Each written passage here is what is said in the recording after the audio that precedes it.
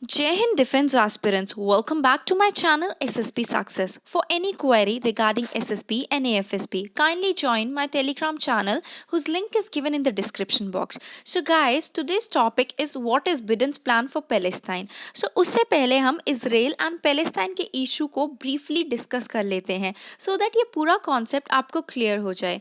देखो through out the history बहुत सारी कंट्रीज में ज्यूज के ऊपर अत्याचार होता आया है उनके रिलीजियस बिलीफ की वजह से। हिटलर जिस प्रकार से हिटलर ने ज्यूज को मरवाया था, ऑलमोस्ट 60 लाख ज्यूज के आसपास उनको कंसंट्रेशन कैंप्स में उनको मरवाया गया, उनकी हत्या की गई। हमें ज़्यादा पता है कि जर्मनी में ज्यूज के ऊपर अत्याचार हुआ था, जबकि ऐसा नहीं है। और भी कंट्रीज है जैसे रशिया, अर्जेंटीना जैसी कंट्रीज में भी ज्यूज के ऊपर अत्याचार हुआ था। तो 19 सेंचुरीज में अराउंड 1897 के पास एक मूवमेंट ज्यूज के द्वारा चलाई गई। मूवमेंट का नाम था जियोनिज्म। तो जियोनिज्म एक पॉलिटिकल मूवमेंट थी बिकॉज काफ़ी कंट्रीज में ज्यूज के ऊपर अत्याचार हो रहा था। तो उन्हें लगता था कि ज्यूज का अपना एक देश होना चाहिए, एक होमलैंड होना चाहिए, तो जिससे ज्यूज जहाँ रह सके और उनके ऊपर कोई अत्याचार ना हो। तो इसी ऑब्जेक्टिव को सर्व करने के लिए जियोनिज्म मूवमेंट चलाई गई थी। इस मूवमेंट के अंदर इजरायली डायस्पोरा जो थे बाकी देशों में, उनसे बोला गया कि आप पैलेस्टाइन रीजन में आइए, यहाँ ज़मीन खरीदिए और सेटल हो जाइए। तो यहाँ पे आपके दिमाग में एक क्वेश्चन आ रहा होगा कि पैलेस्टाइन में ही क्यों? क्योंकि पैलेस्टाइन जो रीजन था वो ज्यूज़ के लिए काफ़ी इम्पॉर्टेंट था, क्योंकि ये रीजन उनके लिए रिलीजन पॉइंट ऑफ व्यू से काफ़ी इम्पॉर्टेंट था। तो जियोनिज्म मूवमेंट के तहत काफ़ी सारे ज्यूज़ यहाँ आने लगे और सेटल होने लगे। लेकिन देखो प्रॉब्लम यह थी, यहाँ पर ऑलरेडी लोग रहते थे।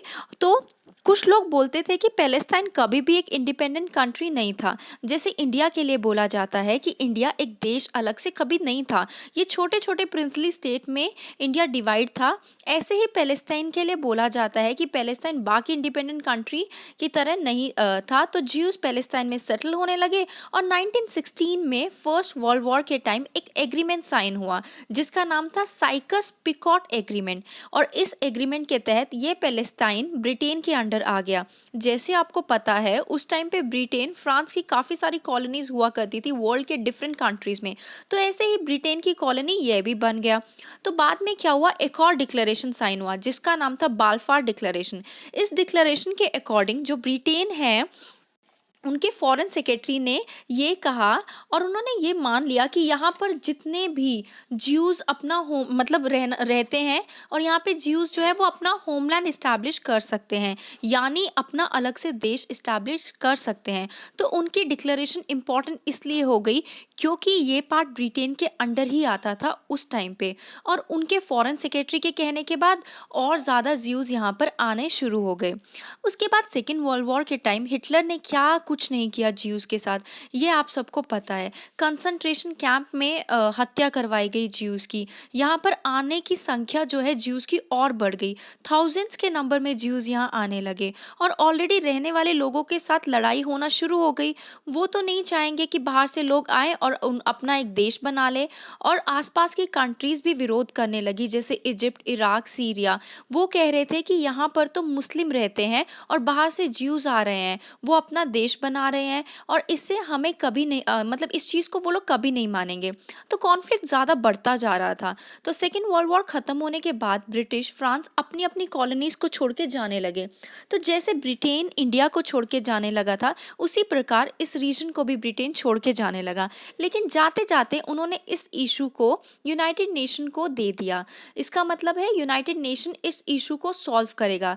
क्या इज़राइल के लिए अलग से देश बनेगा या नहीं बनेगा? तो यूनाइटेड नेशन ने रेजोल्यूशन पास किया कि इस रीजन में दो देश बनेंगे, एक पैलेस्टाइन और एक इज़राइल, और एक मुस्लिम के लिए होगा और एक ज्यूज़ के लिए। तो यूनाइटेड नेशन ने यह रेजोल्यूशन अडॉप्ट किया था 1948 के आसपास। तो इज़राइल ने इसे मान लिया था क्योंकि इज़राइल यही चाहता था। लेकिन अरब कंट्रीज़ ने यूएन के इस रेजोल्यूशन को कभी नहीं माना। तो आसपास के जो अरब कंट्रीज़ थे जैसे सीरिया, इराक, इजिप्ट, इन्होंने इज़राइल के ऊपर हमला बोल दिया। तो युद्ध शुरू हो गया।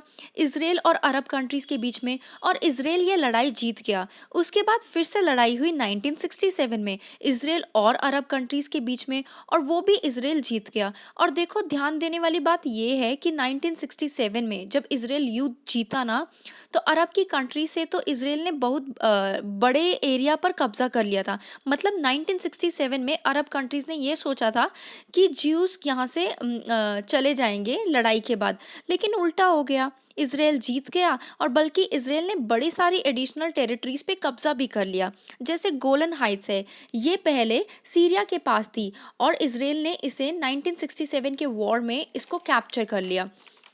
उसी प्रकार वेस्ट बैंक और ईस्ट जेरूसलम को भी कैप्चर कर लिया जॉर्डन से 1967 में।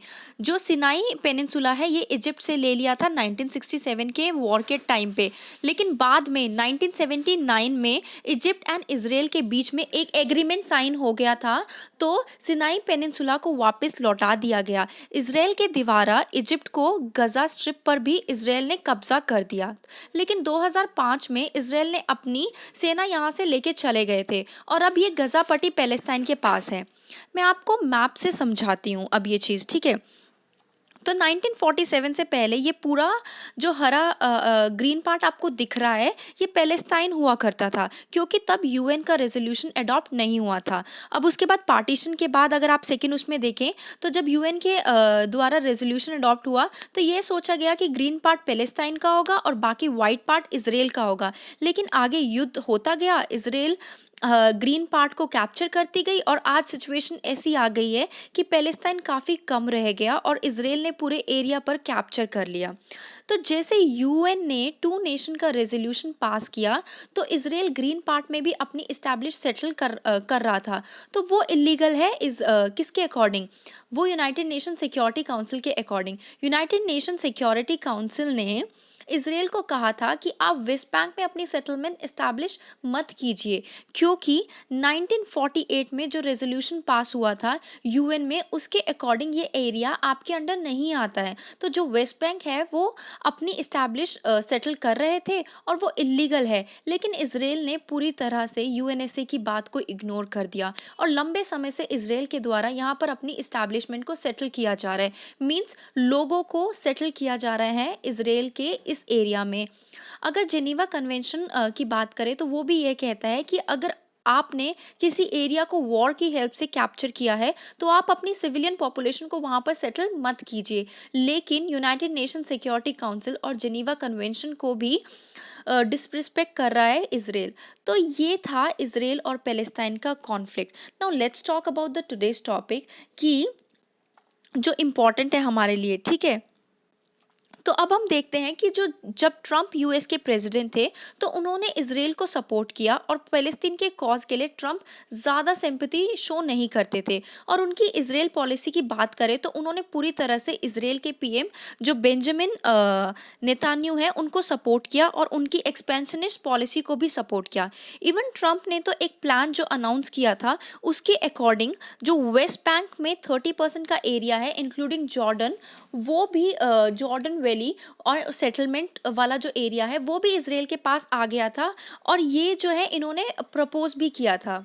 ओके, तो नेक्स्ट पॉइंट अगर देख लेते हैं, तो ट्रम्प के टाइम पे अमेरिकन एम्बेसी जो तेल अवीव से जेरूसलम में शिफ्ट हो गई थी। ये सिग्निफिकेंट इसलिए है क्योंकि जेरूसलम सिटी पर भी अभी विवाद है। ओके, और यह करके यूएसए ने इस को लेजिटिमाइज कर दिया था। अब अगर नेक्स्ट पॉइंट की बात करें, तो United nation relief and work agency, ये ऐसी वो एजेंसी है जो पैलेस्टाइन के जो रेफ्यूजीज हैं उनके लिए काम करती है। तो इस एजेंसी का जो 360 मिलियन डॉलर की जो फंडिंग है, उसको कट कर दिया गया था। किसके द्वारा? जो यूएस के फॉर्मर प्रेसिडेंट थे। तो इससे ये पता चलता है कि ट्रम्प की पॉलिसी में पैलेस्टाइन के लिए काफ़ी कम जगह थी। तो काफ़ी सारे एक्सपर्ट्स ये एक्सपेक्ट कर रहे हैं कि अब जो बिडेन जो है वो प्रेसिडेंट बनने के बाद इसराइल पॉलिसी चेंज होगी, और यूएसए पैलेस्टाइन के कॉज के समर्थन में कुछ करेगा। लेकिन आज के आर्टिकल से राइटर ये कह रहे हैं कि बिडेन भी बाकी प्रेसिडेंट की तरह अपनी इसराइल पॉलिसी को कंटिन्यू करेंगे, और उसके पीछे काफ़ी सारे रीज़न भी है। तो अगर हम पहले रीज़न की बात करें, अगर हम बिडेन के ट्रैक रिकॉर्ड को देखें, तो वो उन्होंने हमेशा से इसराइल को सपोर्ट किया। इसराइल ने उनका समर्थन किया। अगर दूसरा पॉइंट देखें तो वो हमेशा से इज़राइल के फर्म सपोर्टर रहे हैं और उन्होंने पैलेस्टाइन के कंसर्न को लेके उनकी ज़्यादा सिंपैथी नहीं रही है, लेकिन उन्होंने नाम के लिए टू स्टेट पॉलिसी को सपोर्ट किया।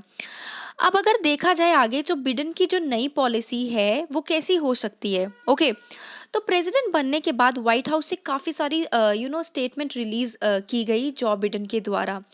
और जॉ बिडेन ने इलेक्शन के प्रचार के टाइम पे भी काफ़ी बातें कही थी कि मैं जब प्रेसिडेंट बनूंगा तो इसराइल की पॉलिसी कैसी होगी। तो उसके हिसाब से अब हम बिडेन की पॉलिसी कैसी होगी वो डिस्कस कर लेते हैं, ओके। तो पहली चीज़ तो जो ये है कि UN relief and work agency जो पैलेस्टाइन के कॉज के लिए काम करती है, उसकी $360 मिलियन की एड को रिवाइव कर सकते हैं जो ट्रंप ने कट ऑफ कर दी थी। अब अगर नेक्स्ट पॉइंट की बात करें तो जो नए प्रेसिडेंट हैं वो ये पब्लिकली बोल चुके हैं कि इसराइल के द्वारा ऑक्यूपाइड टेरिटरीज का 1/3 पार्ट जो है वो हड़पना गलत है। और नेक्स्ट पॉइंट जो है जो इसकी बात की गई है जो जॉ बिडेन के द्वारा कि जो जेरूसलम में जो एम्बेसी है, अब इससे ये पता चल रहा है कि वो ये तो नहीं करेंगे कि जो जेरूसलम में एम्बेसी है उसको तेल अवीव में शिफ्ट कर देंगे। तो ये चीज़ तो वैसे की वैसी ही रहेगी। अब नेक्स्ट जो चीज़ ये है कि गोलन हाइट्स पर इजरायली की सॉवरेनिटी को एक्सेप्ट किया जाएगा बिडेन के द्वारा भी, जो कि क्लेम किया जाता है कि सीरिया के द्वारा, क्योंकि इसराइल ने उसको 1967 में गोलन हाइट्स को हड़प लिया था सीरिया से, ओके। जो वेस्ट बैंक में इसराइल अपनी इस्टेब्लिशमेंट को बढ़ा रहा है, इससे भी बिडेन के द्वारा विरोध नहीं किया जाएगा। और अगर इस्टेब्लिशमेंट बनते जाएंगे तो टू स्टेट सॉल्यूशन कहाँ बचेगा, कि पैलेस्टाइन की टेरिटरी ही नहीं बचेगी तो टू स्टेट सॉल्यूशन कहाँ कैसे ही बचेगा। और अगर हम उनके नेक्स्ट पॉइंट की बात करें तो इलेक्शन के प्रचार के टाइम पर बिडेन ने कहा था कि इसराइल को बॉयकॉट करने की पॉलिसी का वो समर्थन नहीं करते हैं। जैसे काफ़ी सारी अरब कंट्रीज इसराइल से डील ही नहीं करती हैं। हालांकि यूएई ने रिलेशन नॉर्मलाइज कर लिए हैं, लेकिन ज़्यादातर मुस्लिम कंट्रीज ने इसराइल पर सैंक्शन लगा रखे हैं और वो इसराइल से डील नहीं करते हैं। बिडेन ने ये कहा था कि हम इस तरह की पॉलिसी पे विश्वास नहीं रखते हैं कि पूरी तरह इसराइल को बॉयकॉट किया जाएगा। अगर देखें तो बिडेन हर साल जो दी जाने वाली मिलिट्री सपोर्ट है जो कि $3.8 बिलियन है उसको भी कंटिन्यू करेंगे। तो बात ये है जो पूरी तरह इसराइल को सपोर्ट नहीं करेंगे, मतलब ऐसा नहीं है कि बिडेन जो है वो पूरी तरह इसराइल को सपोर्ट करेंगे, बट ऐसा भी नहीं है कि वो फुली तरह उनको क्रिटिसाइज करेंगे। तो क्योंकि जैसे बिडेन जो है वो दिखाने के लिए ज़रूर ऐसी कुछ स्टेटमेंट दे सकते हैं, बट कुछ ऐसा नहीं करेंगे। और यूएसए और इसराइल के रिलेशन भी वो ख़राब नहीं करना चाहेंगे। उसके पीछे भी एक रीज़न है, क्योंकि यूएसए के जो कांग्रेस है उसमें ज़्यादा इजरायली मतलब लोग काम करते हैं। तो जो जो इसकी वजह से जो इसराइल की तरफ सिंपैथी है वो ज़्यादा है यूएसए में। So guys that was all about it. Do like share and subscribe my channel SSP success. Thank you, bye bye, take care.